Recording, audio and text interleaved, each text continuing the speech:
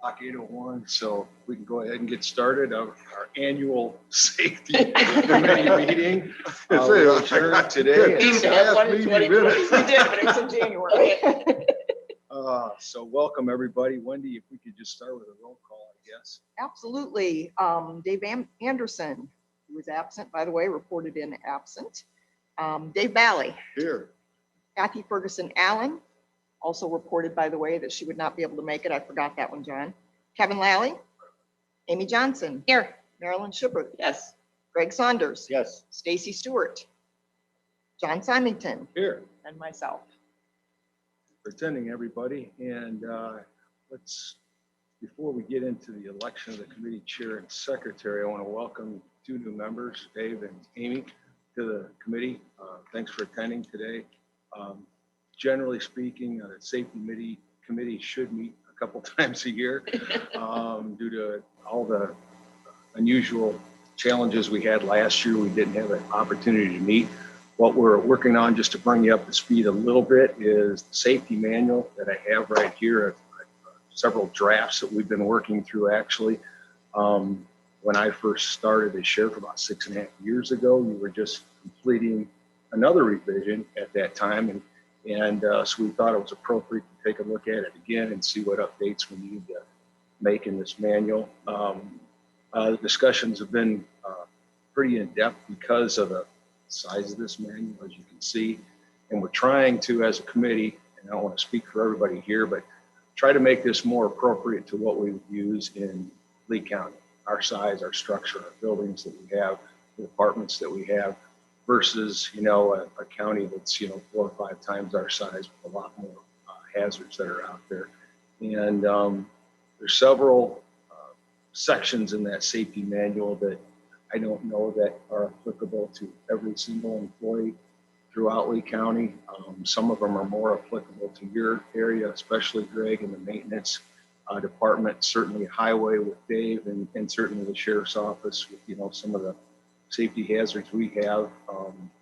Kind of have our resident expert here in Kevin to oversee some of this as well when we get into some of the more specific safety concerns that we may have that we maybe wouldn't encounter all the time. So what we're trying to do is develop something, I think, and Wendy, you can help me with this, is generally speaking, if we have a new employee come in to work here at the old new courthouse, wherever within the county, that they have some kind of a template to look at for just general safety hazards. And then by department, maybe make it more specific for your use, Greg, Dave's, ours, Kevin's, some of the other departments that maybe have more hazards than others. So generally, that's kind of where we're at right now with the safety manual. The rest of the agenda is general discussion about your specific departments and some of the current concerns you may have, some upgrades that you'd like to see from a safety or security perspective that maybe we're not aware of. And this is the time to kind of have those discussions, and we can brainstorm those and see what we can do. Either from a mechanical side, if it's a financial, Maryland's got an open checkbook for us to write here for any type of upgrades. Just kidding. Not finance anymore. Oh, he's talking about your personal checkbook. That's even worse. But seriously, if there are some concerns that you have, we're going to try to address them here as a committee and see if we can try to enhance some of those areas that you need. So that's just general comments. Wendy, do you have anything else to add? I'll add just a couple of things just for the newbies. And Greg, that technically even includes you because you haven't been around all that long on the committee and we haven't met that frequently. But historically, the reason we even have a safety committee is not just because we want the county employees to be safe, but our involvement with the CIRMA organization, their requirement was back in the early 2000s that we form this committee and actually make a focus on safety. CIRMA is our Counties of Illinois Risk Management. It's our insurance. Yeah.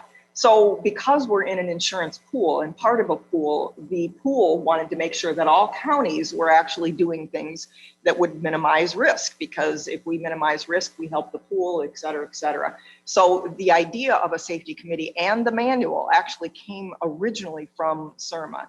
And then, of course, obviously, we want the, like John said, the manual to be something we can give to employees to kind of guide them in their safety as well. Do they have a boilerplate on an insurance company to have a basic on all this, or? They originally did. We adopted sort of the boilerplate back in the early 2000s. And then, like John said, when he came along 6.5 years ago, we were revising that somewhat. But then this, what you've seen, what got emailed out to you is the most comprehensive. And it came from the HR consultant that is hired by CIRMA.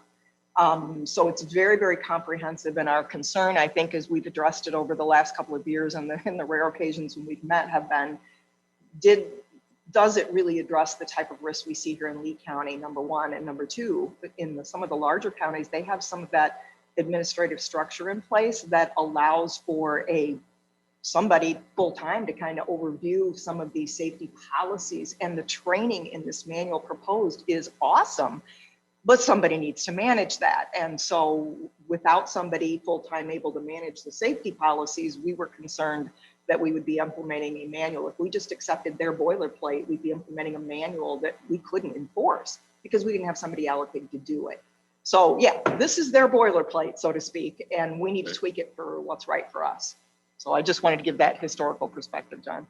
As you read through that too, Dave, and I know you're not familiar with it yet, just coming on the committee, you'll see some areas in there. And I know Dave Anderson specifically has some concerns about, certain jobs that they do and some of the, I guess, asks in this comprehensive manual for Dave to do some of the jobs. It would take him an extra hour or two just to get the job started, to go through some of the requests and requirements that are in this manual for him to do these jobs. Same way for Greg, just setting up a ladder to change a light bulb. There's a certain form in here that Dave or Greg has to fill out for each of the employees to make sure that they're doing it safely. So, it's quite cumbersome in some areas for these guys to do their job and to do it more effectively and efficiently. Albeit it is from our risk management agency, so we have to kind of come up with a happy compromise between those two things. And that's why I really wanted Greg and Dave to look at these things a little bit more specifically for their jobs. And it could be, and this is just I'm just throwing it out as a recommendation, that they have certain policies and procedures within their own department. Could they not be implemented in the safety manual? Because that's exactly what you do. It's not necessarily what Donna Rogers, whoever else is putting this together for us. It's what we do specifically here in Lee County that may be more appropriate to what we should put in safety. And that's, again, just. Well, with me being new here too, what I'd like to do is implement a safety meeting once in a while so we can go over things, but I'm waiting for the book to get reorganized and finalized before I start my meetings, because I don't want to train them on one thing and then something changed and then they're like, well, you told us this, so I'm holding back on that, but I do really want to do some safety meetings for my employees for their benefit, and for the insurance company's benefit also. So. And that was one of the big pushes in this manual, is you'll see if you read through it, there's training all over the place in this manual, which is great. Yeah. But again, but like you said, we almost need a safety person for that, because there's just not enough time in the day for a supervisor to do all the training, and then we'd never get anything done but training all day, so. And the other concern that Dave Anderson expressed at one time was, if we adopt the boilerplate and implement, that we're going to do X, Y, and Z before putting up a ladder to change a light bulb, and then we don't do X, Y, and Z because we haven't been trained on X, Y, and Z, we're actually increasing risk, because we put that employee in the position of being able to say, you said we would do this and we didn't do it. Not increasing risk, you're increasing liability. It's all about liability. Right. When you're on this side of the table, it's all about, Right. I'll introduce myself. Dave Ballier. I know everybody here for the most part.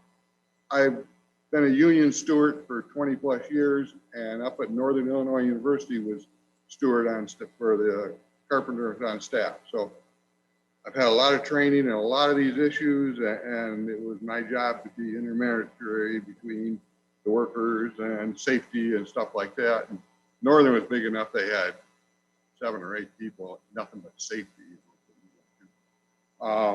We're going to really appreciate your perspective, Dave, quite honestly. Maybe not, because I just did a real brief overview, just got it the other day, and it's like, oh my, oh my, oh my. Yeah, that's how we- Want to take this on. You that's really how we wanna do felt this. too. And that's where we're at too. Dave. Yeah. Yeah, Exactly right. and what this you're is, saying. so, I'm just coming from experience, I'm not legal, I'm not, but, so, that's, as we go on, turn it back to you, and I made some notes on what Sure. I've seen and stuff, but. Okay, before we get into the rest of it, then let's, I want to skip one. I want to go to number 3 first, Wendy, if that's okay, and then we'll have the election Oh, after yeah, the absolutely. approval of the prior meeting minutes. Wendy sent those out by email. I know some of you weren't here for this, but has everybody had a chance to review the prior meeting minutes? And if they have, can I get a motion to accept those? Maryland first. Aye. Aye. Opposed? These are the minutes. And we'll discuss some of those things in the minutes, so you're a little bit more aware of what was in those, for some of those folks that weren't there, and for the rest of us, a refresher. Next would be the election of the committee chair and secretary. Every 2 years when there's a new county board chair elected. Subsequent to that, we also, as a safety committee, as a group, elect a new chair and secretary. So I want to move to go ahead and open the floor for nominations for the committee chair. Do you have any nominations for the committee chair? Any nominations for the committee chair? Thanks, Marilyn. That was awful quick, Kevin. He had his mouth half open before Marilyn raised her hand, just for the record. One more time, any other nominations for committee chair? Hearing no other nominations, Marilyn made the first nomination for me, as Sheriff Simonton, and Kevin seconded that. Is everybody in favor of that? I make a motion, we cast a unanimous ballot. Yeah, and I'd second that. Do we need to do a roll call? Not a consent, no. Okay, all right. The next nomination will be for the secretary of the safety committee. And do we have any nominations for the secretary? Nominate Wendy.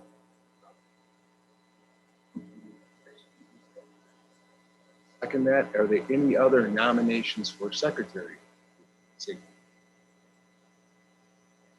Hearing none, we have 2 nominations, first and a second, for Wendy Ryerson. Wendy, do you accept that, first of all? I do. I guess we forgot to ask you if you accept. We didn't need to. And can I just have a yay on a unanimous vote for Wendy Ryerson as our secretary? For Yay. Any opposed? Okay, Wendy, congratulations again. Yay! Very Um, prestigious positions, aren't they, John? So this is, for again, those of you that aren't familiar, this is what they call the STARS report. This is our accident claims report from Gallagher Bassett that I get each month from the county clerk's office. We were told, I guess, a couple years ago, this report is not supposed to be broadcast widely because there are some HIPAA concerns with names of the employee, dates of birth, and certain medical treatment that they've had on this report, but it is a document that I can circulate within this committee. So I just made one copy, and what I am going to do is circulate it around the room so you can see. I didn't make a copy of the whole comprehensive report for the 2 new folks. I can do that at the next meeting if you'd like. For everybody else, I just made a copy of 2020 up to today. So otherwise, this report is probably 50, 60 pages long. It goes back. And again, just a little history on that. I'll begin it later. A little history on that is, once again, our SERMA group recommended that the safety committee review this report, in particular looking for trends. If someone is constantly falling down the stairs in the old courthouse, then we need to do something different to make the stairs more safe, in other words. So the idea is to look at it for trends or things that we might do to improve safety anywhere within the courthouse system. That's the point behind us even looking at the copy of the report. Crash claims on there. Is there any?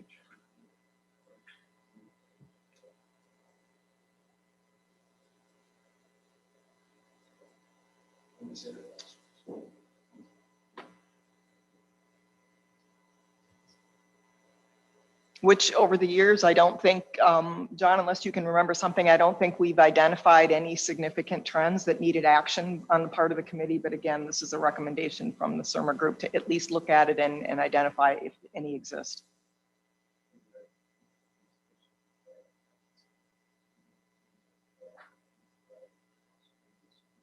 Yellow lines and white lines. And Yes. yes. Getting paint on their cars. So. Yes, and the challenge of keeping people from driving on the yellow lines when the striping has just been done. That's probably the Obviously most doesn't. reoccurring one. Right. It is. Right, and how do you manage that? You know, better signage, what do you do? He's got cones out, he's got trucks following, he's got everything possible to do, and people are still gonna drive across.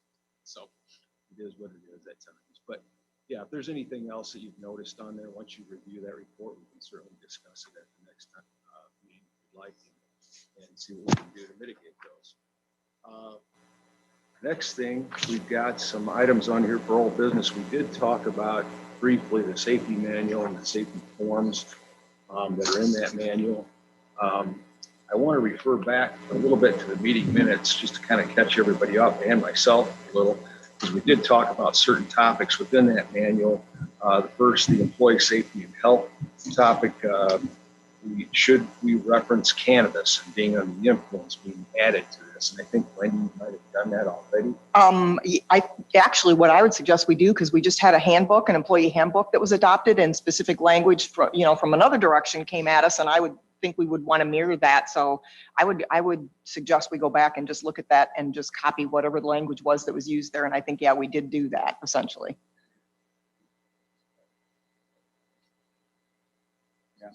Yeah, and the handbook's already moved through the county board. Is there any known way to, somebody under the influence of anything? This was going to be a big issue when cannabis become a thing. Is how do you tell if they're under influence or took it medically or was last night? How do you? I think there's some language in the handbook that I think the term is reasonable suspicion is used, and they define a reasonable suspicion. And that honestly, Dave, is probably one of the trainings department heads should have going forward, is to help somebody that's qualified to train us on what is reasonable suspicion. So that was kind of identified as something we need some training Because on. under the influence could be under the influence of all kinds of different agents. And the handbook stuff. now broadens that into, something that is broader than just alcohol. Right.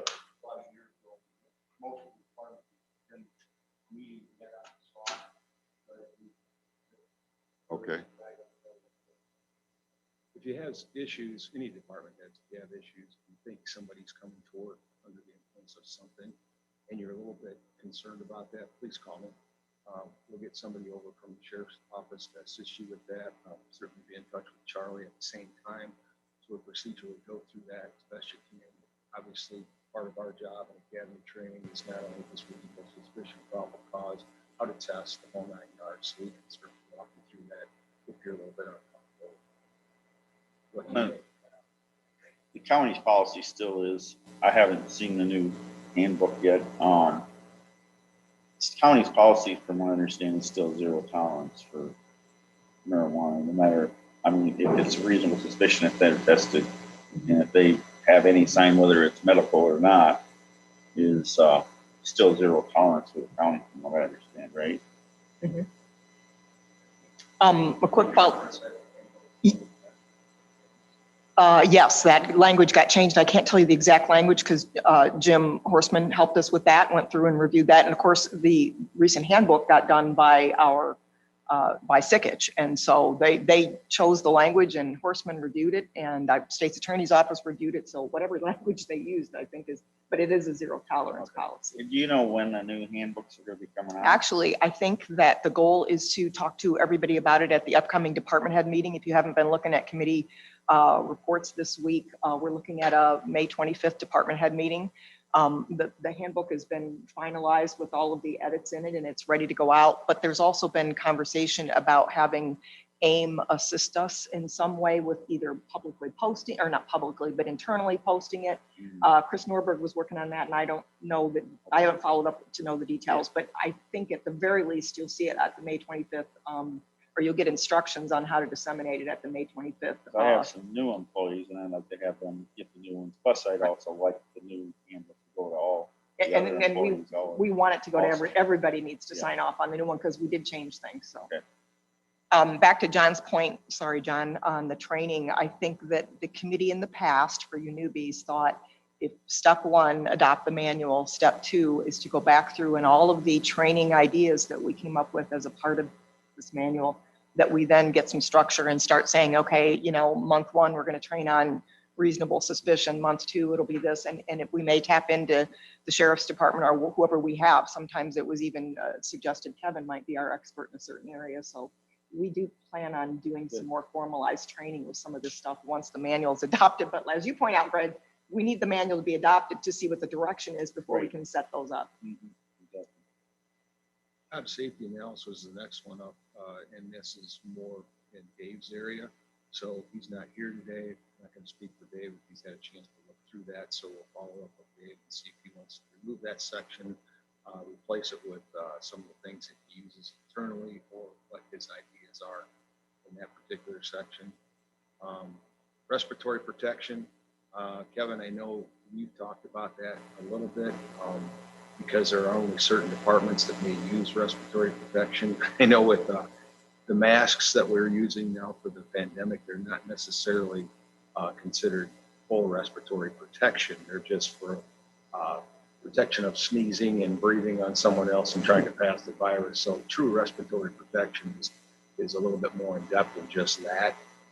We're talking about also using PAPRs, SCBAs, and things of that nature. So in your job, obviously, if you're working on drywall or anything else that you may want to have some type of more enhanced respiratory protection, that's something that you should probably have internally as a procedure, Greg. And I know Dave does as well. We do as well when we're dealing with biohazards, chem agents, and things of that nature. Again, it's, as you can see, some of these things are more department specific. I don't know that everybody in here is going to be using those. And respiratory protection, I mean, the training I've had with asbestos work and stuff, respirators, if a person puts on a respirator and has not had a physical with the thing, or if is found not to be in good shape, they could have a heart attack or something more with, you know, as part of their job, that we could not get respiratory licensed without a physical background. I don't know if that work across the board. Yeah, that's right. That's OSHA and NIOSH. I think this area, it should be, there's several areas here that should just be written. It does not happen until you are trained and licensed. It's not, you do not put respirators on until you've had training and license or so procedure. Not try to define. I see this again and again and again through this whole thing. I mean, you know, blood pathogens are another area that, don't ask me how I found out about this in Northern, but when the shooting happened, but you need training and licensing to even be considered on it. You're going to have somebody sign that they took this book, and then they're going to assume, well, I know what to do. You just start out and say, no, you don't do it. And if, then we have to take you to another training area. And that's why we're moving some of these areas to specific departments that use this all the time, so that others will not even, they'll probably get that part of the manual. I can't remember how we decided that. They'll probably get that part of the manual, but I think when the department heads bring them in as a new employee, they'll say, these are your specific requirements in this part of the manual. This part of the manual is for other departments or something. Yeah, we kind of even talked about labeling each section as to the key departments that it would fall under. So you have the generic safety manual that applies to all, and then you have the very specific like this, and we would actually under the title say this applies to these departments. So that's how we thought we'd manage it, that it'd all still be in the safety manual, but it would be a little bit more focused to those departments that those sections need to be applied to. Your point, just like for us, we have to be not only tested medically to wear the respirators, but also fit tested annually Right. for the specific respirators that are assigned to use. We're not just handing these respirators out to everybody. It has to be fitted to the person. Right, it has to be fitted, and you have to have a quantitative and qualitative fit test and all that kind of stuff to use it in a disastrous area. Now, if it's just a dust mask, it's another thing. Right. Any kind of a dangerous or hazardous situation. I just see this again and again with the respiratory, the blood pathogens, confined spaces takes a special training. Aerial lifts, scaffolding and stuff, you have to be special trained. Of course, vehicles were listed here, but you have to have a license, and everybody knows that. But all these other areas have licensing too. And somehow we have to, I would recommend that, you don't do it unless you're licensed. Right. This isn't, why we're moving. you don't those need to be separate. trained in it until you are trained in it.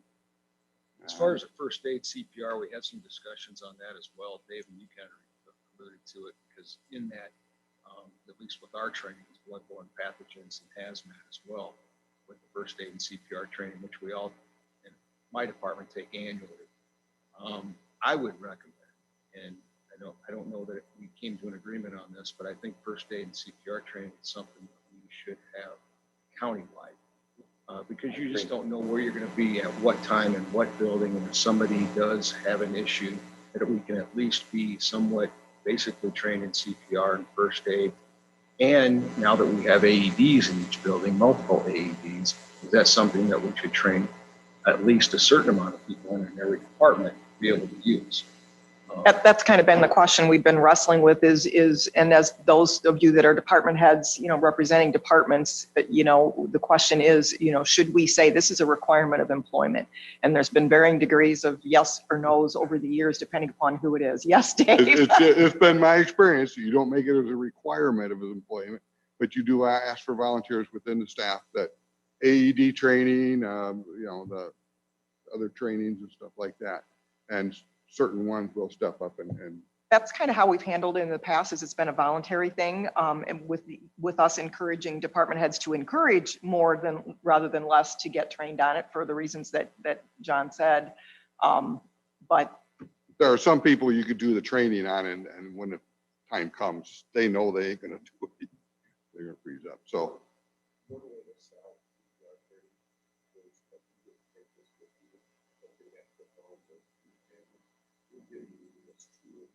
yeah.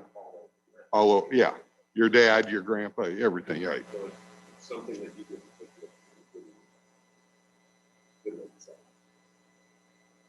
So I'd ask you to go back to your departments now, because as Wendy alluded to, there might be a couple in your department that would volunteer to do this. So if there are, we kind of like to identify who those people are and help you get through that training, so that we know that we have a few in each building. No, some of my people have already been trained, but it's been several years ago. and that's the so problem, We need an updated Yep. training thing, and I think I'm just guessing, but I think a lot of my staff would probably volunteer to take the training, because they're not just in one area in the courthouses or They're all jail over. or anything. They're all over the place. So I think it'd be beneficial for them and the county if they were trained and.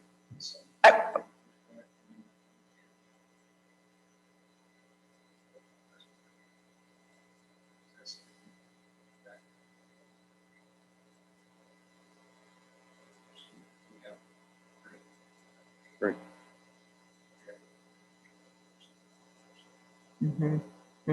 Either admin, or since we report to properties committee can take the lead on that one. Correct my memory, guys. Is that a 2-year training? 2 years. That's what I was remembering. And yeah, I think that anybody in my office that took it, including myself, is now again out of date with that training, because so that's probably one of the first trainings that we really need to get scheduled. And frankly, we don't need to wait for this manual to be done to do that. We probably need to do that sooner rather than later. Have an outlet for that with your fire chiefs? Okay. Never heard of that.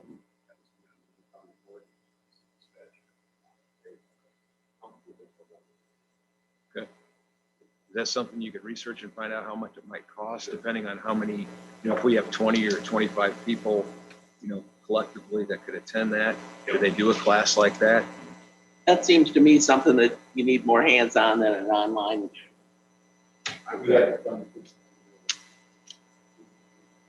Especially with the AEs out here. We You can got do so the many departments. AEDs separately if this group doesn't do AEDs. Oh, perfect. They can do it all. That'd be great. Because it's sort of useless to have these out here. Half the people in the building don't even know how to use it, We You did only do need the a training few, when we but first You installed need them them, to but step up. it was only to a few people. So, They have to be able to step up. I think honestly, that ought to be one of the most important action items to come out of our committee today, is to get that organized and get it going again. Because I know anybody that took it a few years ago is probably already out of date. So that'd be awesome. Emergency shower and eye wash stations. I know we've got a lot of stations where we can wash our hands now, based on last year. There's a few portable ones around that are tanked, but they need to be recalibrated or redone, over a few years, and that needs to be done, I think, in our area. It's not feasible to have a big water eye wash station and shower station. It takes up a lot of plumbing to do that. There's some in the maintenance area, I know that, and I've seen some other places, and I'd have to go back through and refresh my memory where they're all at. Because that's another really good point, is that most of us don't even know where they're at. Well, that's it, Well, and there's no signage or anything Right. either, so it's like you're wandering around. If you got something in your eyes, it's pretty hard to. Can you Design. locate those, Greg, and then at their next meeting, Yep. let I us know will. where they're at. We can post those, and we can also put some signage up so everybody's a little bit more familiar. That's great to have. Yep. Got them now at the new facility. And maybe make everybody in the apartment aware of where they're at, the closest to the department too, so they're familiar with them. Because, even me being head maintenance supervisor, I can't, if ever something happened, I'd have to really think hard, okay, where did I see the one last, So, yeah, it'd probably be good to familiarize everybody with it, so I'll do some checking, I'll let you know at the next meeting. Aren't they mostly where hazardous materials are or so? Usually are, yeah, that's why they're in our receiving area, Something happened because in your office, it ain't. When it's hazardous stuff, you have to have there now. I mean, all the chem labs and everything. I think there's one in our little maintenance shed, but I'm not 100% sure. But it's in usually where we're handling chemicals, gasoline, Right, chemicals and things like that that are. very, very critical and, Yeah. your Dave staff. probably has something down the highway, I've seen. That's what we asked Dave. I and would know he imagine. was researching that as well. If he doesn't have, we need to get him, so, yeah. Kevin, the last one was confined space, and I know we kind of went through that a few times at the last meeting about, definition of confined space, and who should be, more familiar with that than others. And again, this is probably more department specific, but go ahead. For my space, is some places usually not inhabited, way out. That's the very permit. It's something I think that if you have those spaces, training needs to be there, or the opposite is to do something. Liability there with people, a lot of people drive.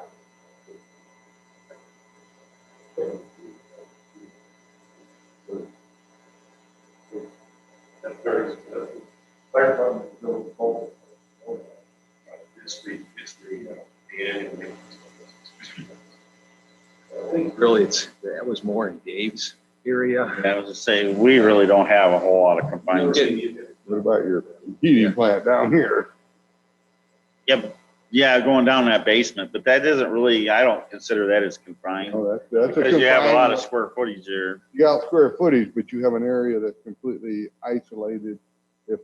If something, gas was released down there or something, somebody passed out. Yeah. The next person, well, what's going on? And next thing you know, you got a pile of people wondering where everybody's at. That's the big thing of confined Sure. spaces. And doesn't it takes a training or license too, doesn't it, Kevin? And so you gotta be training. Most fire departments actually create them. Yeah. There's no exemption. Right. I think the only thing we've got to be not one other thing. agencies.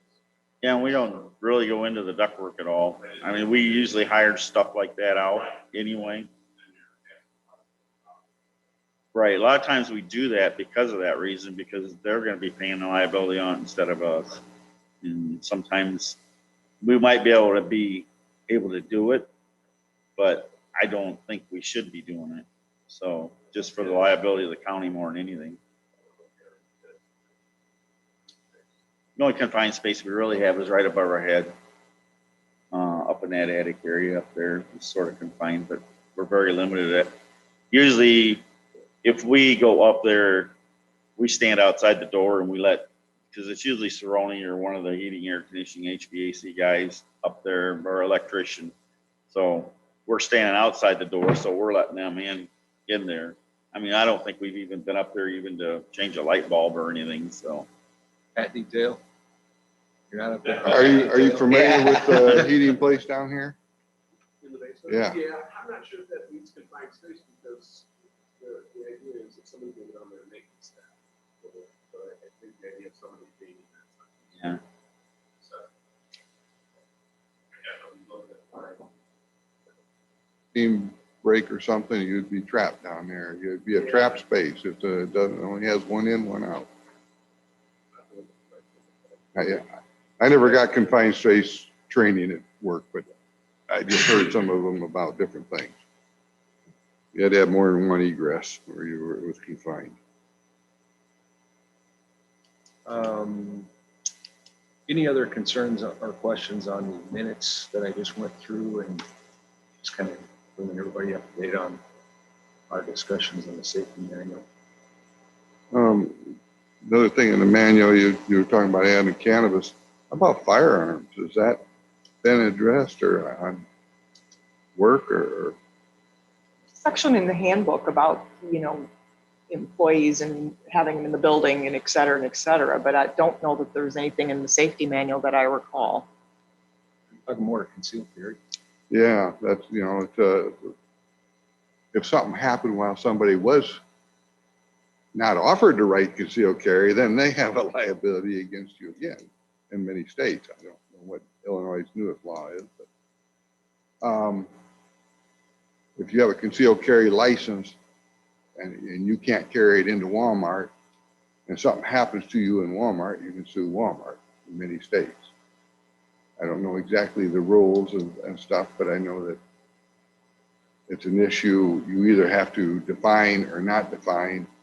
Your staff are trained and, Authorized. bring them in. But Authorized, right. so if somebody else is saying they can't, is Well, it we have- defined? And I haven't looked on the outside of this building, but I know new courts and our other buildings have the Yeah, firearm sign on the outside. I don't think this one does. but it With needs to. concealed carry, you're not supposed to carry in a government building. You could probably enhance. well, it that's, some more okay, that stuff. might be a part of the law. I don't even know about it. I'm not, I didn't know if you were kind of referring to employees carrying. yeah, but it's, and there's being certain authorized areas to do that, we haven't gone. yeah. the And there gun- wasn't the gun anything in laws this have gotten safety really- manual, as I they're recall, that- crazy. Because we assumed that would be in your department's safety policies. And another one I picked up on that, just a question here, transitional duty. That was something at Northern, they finally gave up on. They said, if you're not 100% fit for the job, you don't come to work. If you broke your leg at home and you say, oh, they can walk around at work and they fall down because they got a cast on their leg, now it's a workman's comp deal. It got transferred from the break at home to workman's comp. They completely stopped any transition because of their insurance riders or I never could really get an answer, but people couldn't come back unless they were fit to start that job today. I believe that's probably in our handbook, or it should be if it's not. Because I know that's in our policy that you can't return to work without a The physician's safe- release. The safety thing has a whole layout of, well, we'll try it for 3 days or 3 months and we'll try this and stuff. But I in your think, safety handbook. do you remember, does that not though say that it's with the physician's approval? Even for the Physician's transitional? approval, but then you have to provide them with a limited job and all that kind of stuff. Right. And that gets into a whole lot of, you got a guy come back with a sprained ankle and the physician says, yeah, you can do light duty. Now you have to give them a special duty. But even if it's secretary in an office, It's available.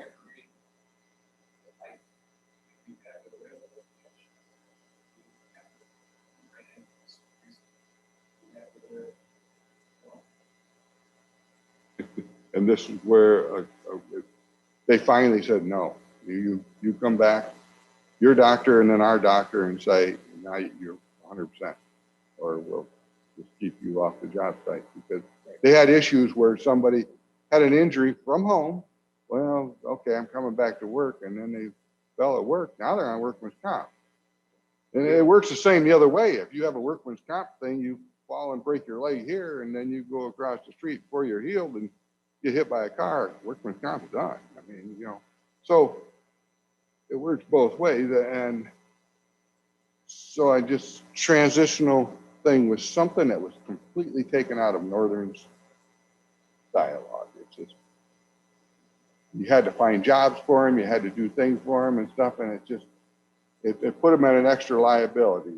And I don't know how the pool and our boilerplate works and stuff. Everyone's different. So HR professionals tend to encourage that transitional duty if it's available. Like John said, my own experience was I had someone that it wasn't a broken leg, it was a cancer diagnosis, quite honestly. And so they couldn't come back 100% 8 hours a day for some time. They needed to break into it slowly with a few hours a day. And it's clerical, so it's not physically taxing, unlike what John's department would see or Greg's. So I kind of liked the transitional duty from that perspective, because it allowed them to kind of come back and ease into it and build up their stamina. So that was one of the reasons why I thought that the transitional duty was, as John there are said. good parts, and I agree with Right. you totally. There are good parts, but now it's, well, they can and they can't. Well, why them? Why not? Yeah. From a steward's point of view, we were arguing these issues all the time. I and can they just understand finally that. said, nope, it ain't happening. Right, rather than,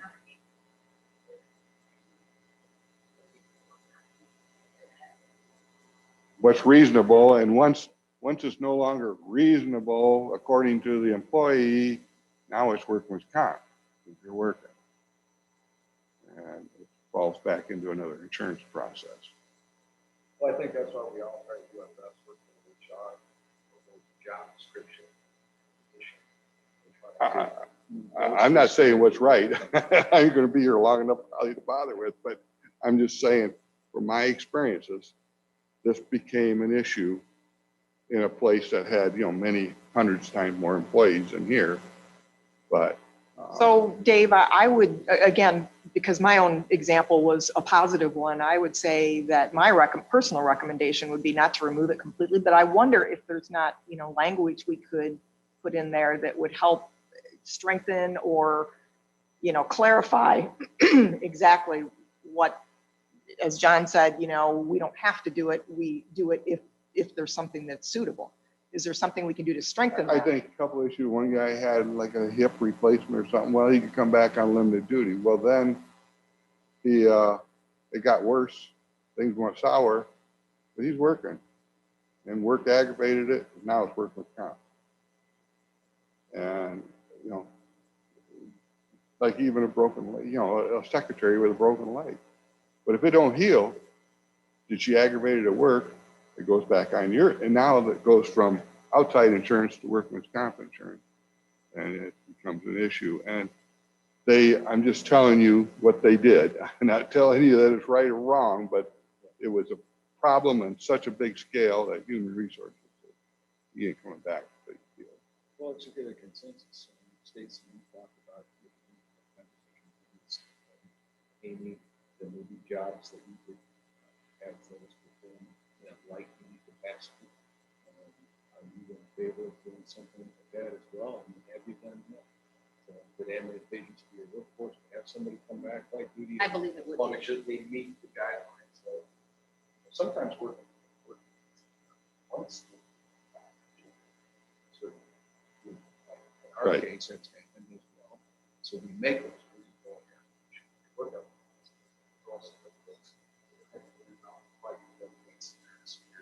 So that's advantageous to be an employee. So we have that situation. No, not yet, but I can foresee it possibly if it were to happen, yes. And somebody would be able to sit at the desk and scan a lot of documents all day long if they had to. It wouldn't be much.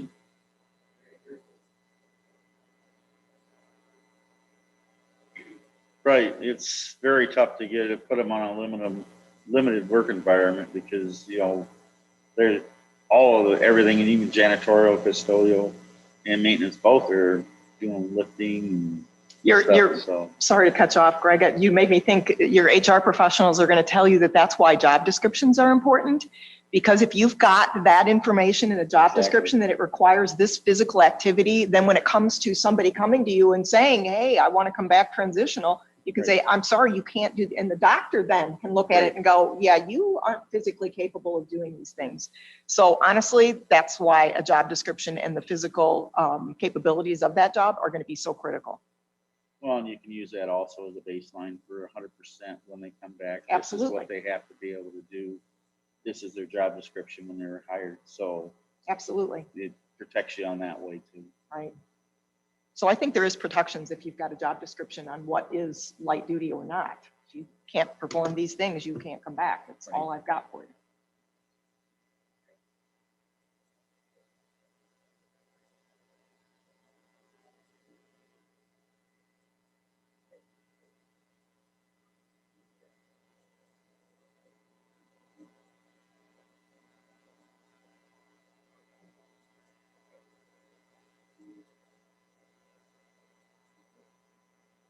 Mhm.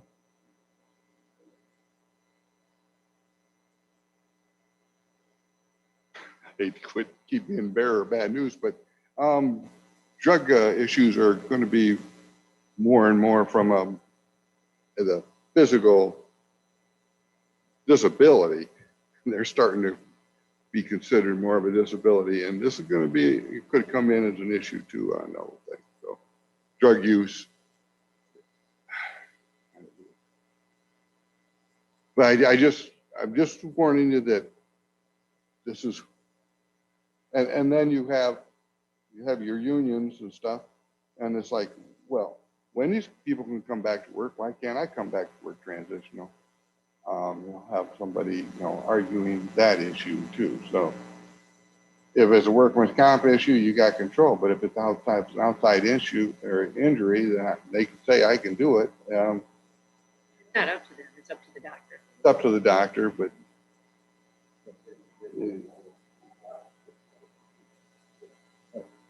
do you have to come through the county's doctor also to?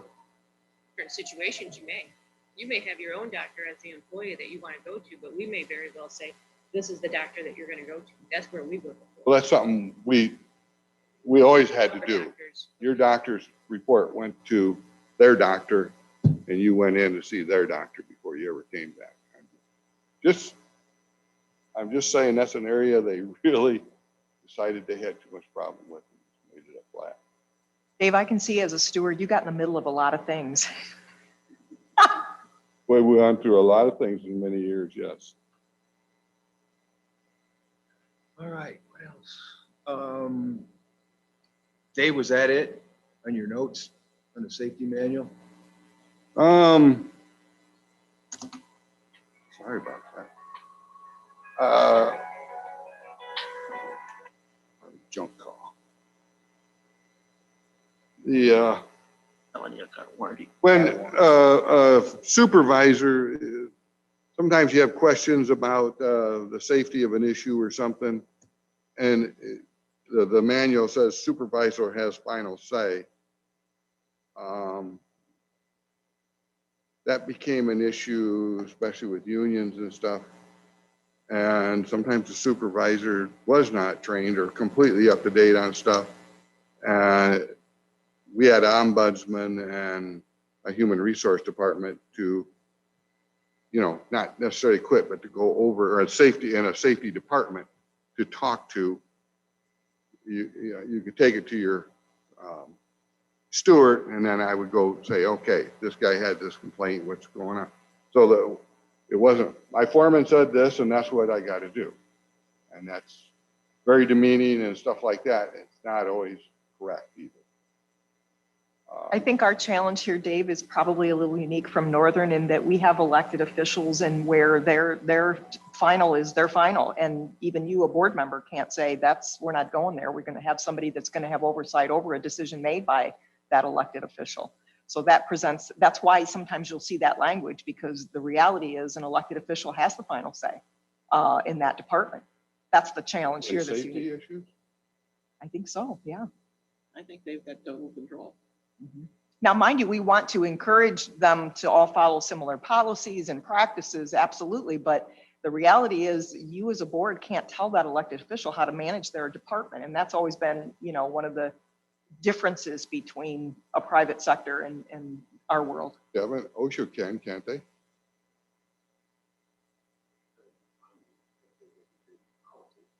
Okay, yeah, that's what I'm saying. This is all liability. They fine their elected official. Who do they fine? Who pays the fine?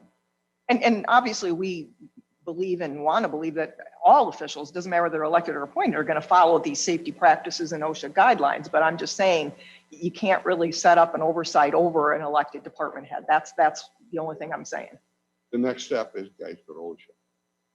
You don't want them knocking on. Absolutely, I agree. So this is why I'm saying this is another, just a place to put somebody in that, go talk to this person, somebody that can talk them down before OSHA gets the call.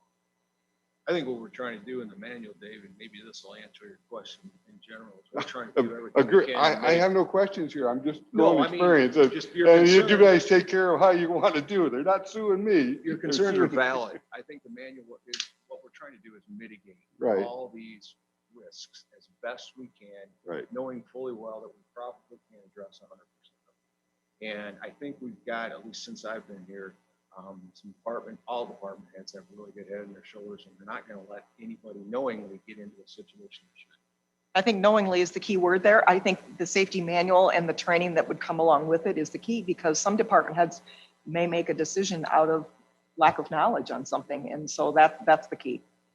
I agree.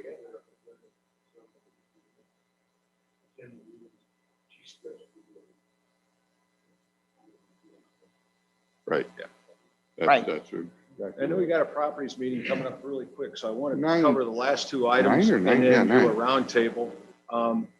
The new business, we're talking about security enhancements at the old courthouse and the new courts building. The old courthouse specifically, and Greg and I have been talking about it a little bit, is changing all our locks into card readers. And I know that's a rather expensive endeavor, so it's not anything we're going to move out the board approval and looking into this, but I am getting estimates right now to see what it would cost to enhance security here just a little bit with the card access. I know we've used it for years. The courts building has had it.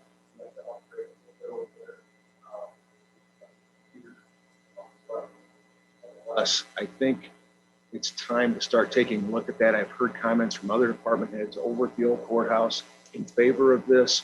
I'm certainly in favor because I think we've got keys that have been out there for 20 plus years that we don't know where they're at. They're probably in the hands of retired people by now. And I think we just need to tighten it up a little bit. And for the department heads, I think it'd be a great tool for them to use, because then even, think about the pandemic. If you want to close your door to only allow access, you have to have people to open the door to allow one person at a time, or keep the door wide open all the time. It's up to you. We can adjust the hours of when your doors can be accessed by the card reader. If a card reader is lost, we can shut it down immediately as soon as I'm notified, so it doesn't matter whose hands it gets in, it's done. And so there's a lot of variables that we can use here for the card reader access. Do you have somebody that oversees this card reader Yes. and prints the cards and stuff already? Cards are printed, all we have to do is put it in the computer and access to hours, the buildings that Right, they go to, right. give them access to whatever the department head chooses. It's amazing the number of things they can do and stuff, and Yeah. we maintain them, but then they had to keep control of that, produce some of the stuff. First guy in after 8 o'clock, stayed unlocked, or, how you could program them however, but then you also had a background check on who used the key, when and what. Well, it makes it a really problem for not only maintenance, but it also makes a problem for IT also to access different areas that they want to work on a computer after hours, or we need to do something after hours. We got so many Oh, codes out there that it's just You like, got masters, grandmasters, building yeah, masters, and and yeah, it's, yeah, everything's outdated and Right. it's time to move on to something different. they are expensive, but So we'll get the estimates and get it out to everybody. No, I don't think anything other than what I've already said. Next year at this time is the next meeting. Yeah, exactly. Mark your calendars. Try to have a little more frequently than that. Dave? Smart Alec. I've said enough. Okay, Kevin. It's your other season again. Everybody's in the valley, making sure they're playing in place.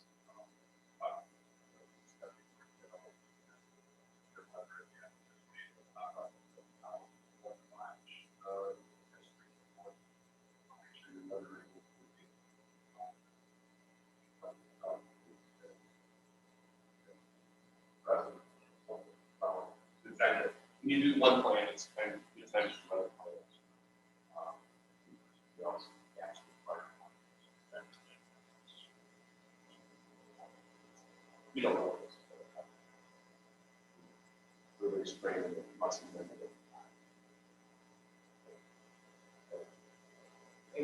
I don't have anything, thank you. Good enough. Don?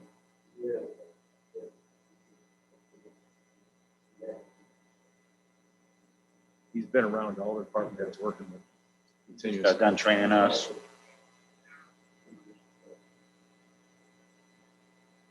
It's on properties too. So it should be on your agenda. It is. Do you have anything else? I'm sorry. Nope, I'm good. I was just gonna say that. Yes, what are you thinking, every quarter now? We do have a couple action items, no, not the respiratory, the CPR training is what I was trying to come up with. That action item, and then we do need to keep moving on this manual and once and for all get it done. It's only been languishing around here for years. So what's your thoughts, every quarter? Okay. Oh, no, that's quite all right.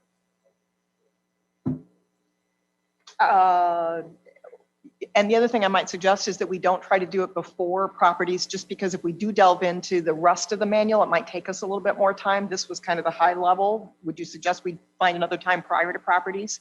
So what does everybody think? July-ish or August-ish for our next meeting? August is better, according to Dave. Do you guys? July is completely booked. for What's me. a better day for everybody? I mean, I know you're busy with courts more. Is Friday morning better for everybody? Want to try Friday morning in August? Maybe? I don't have a calendar. Well, I guess I do have a calendar in front of me, John. What am I thinking? Grab my phone. With that, CR, through that, student, requirement,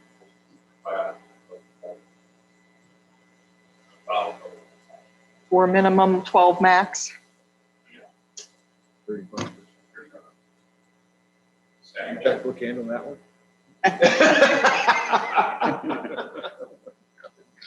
We've got the 6th, 13th, 20th, or 27th. Does that sound right on a? Yeah. Friday? Yep, and if we go the 6th, then it will be pre-properties committee meeting, so any action items could be reported to properties. How does the August 6th look for everybody?